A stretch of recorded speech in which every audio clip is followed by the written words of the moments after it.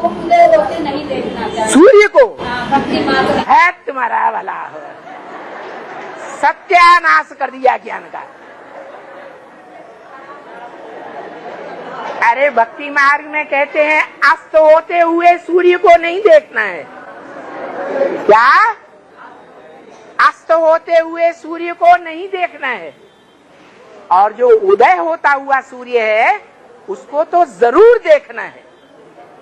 Doctor लोग भी कहते हैं सुबह को जो सूर्य उदय होता है वो रोशनी लेने वालों का बहुत फायदा होता है। शरीर में भी फायदा होता है, मन बुद्धि में भी फायदा होता है। इसलिए सूर्य नमस्कार कब करते हैं? सूर्योदय के समय करते हैं। माता ने तो ज्ञान भी उल्टा कर दिया, दुनिया भी उल्टा कर दी। हाँ, अरे उसका जवाब तो ले लो। वो क्या पूछना चाहती है? माता पूछना चाहती है कि सूर्य को अस्त होते हुए क्यों नहीं देखना है? क्योंकि संगम युग में जिन आत्माओं ने सूर्य को अस्त होते खुद भी देखा, क्या, और दूसरों को भी दिखाया, यादगार बनी हुई है माउंट आबू में सनसेट पॉइंट। सनसेट पॉइंट को देखने वाले कौन थे और दूसरों को भी दिखाने वाले कौन थे? बीके थे या पीवी के थे? उन्होंने खुद भी देखा और दूसरों को भी दिखाया। उसका रिजल्ट क्या होता है? जब संसार में महाशिवरात्रि के टाइम, घोर अज्ञान अंधकार की रात्रि के टाइम शिव जयंती होती है।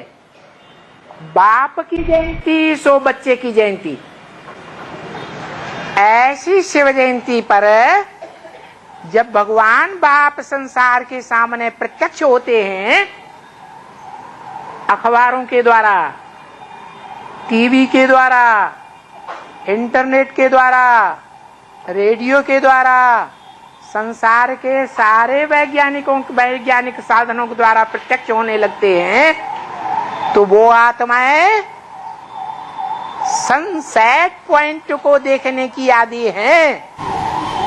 क्या?